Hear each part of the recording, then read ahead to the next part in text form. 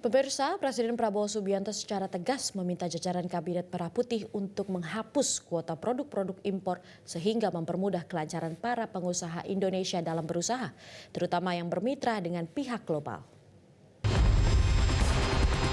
Dalam merespons pengenaan tarif impor dari Presiden Donald Trump yang mencapai 32% terhadap produk Indonesia, pemerintah tengah mengkaji deregulasi non-tarif measures melalui relaksasi tingkat komponen dalam negeri atau TKDN untuk produk-produk teknologi Amerika Serikat.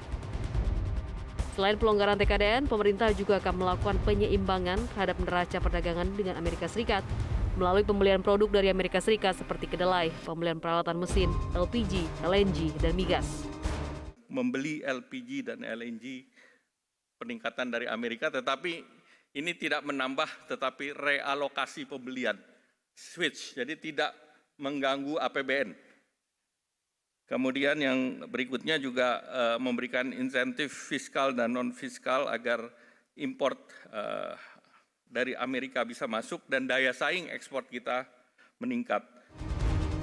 Presiden Prabowo mengatakan langkah menghapus kuota impor perlu diterapkan sebagai bagian dari deregulasi yang ingin dijalankannya untuk menjaga kesehatan persaingan usaha di Indonesia.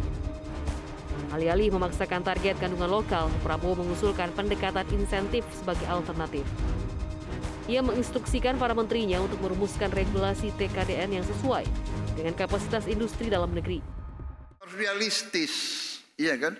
TKDN dipaksakan, ini akhirnya kita kalah kompetitif. Saya sangat setuju.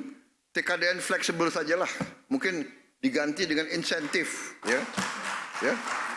Tolong ya, para pembantu saya, menteri saya semua ya, udahlah ya, realistis. Tolong dirubah itu, TKDN dibikin yang realistis saja. Ya. Masalah kemampuan dalam negeri, konten dalam negeri itu adalah masalah luas, itu masalah pendidikan, iptek, ya kan, science. Jadi itu masalah, nggak bisa kita dengan cara bikin regulasi iptek naik, TKDN naik. Saya sangat setuju.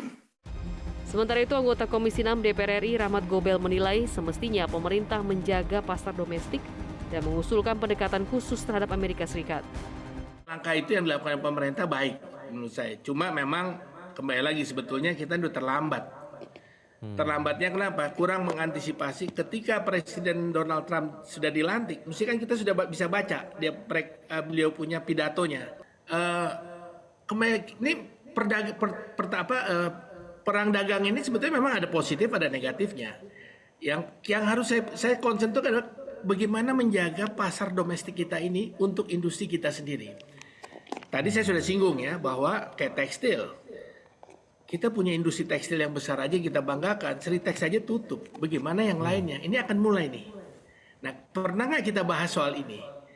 Juga kenapa kita banyak impor? Misalnya kenapa gula kita impor, beras juga kita impor? Karena kita punya cost produksinya tinggi. Nah, kalau cost produksi ini nggak pernah kita evaluasi, kenapa dia meningkat dan tidak, bagaimana ada langkah untuk bisa menekan cost ini sendiri, akhirnya lama-lama kalau makin mahal, import makin tinggi lagi.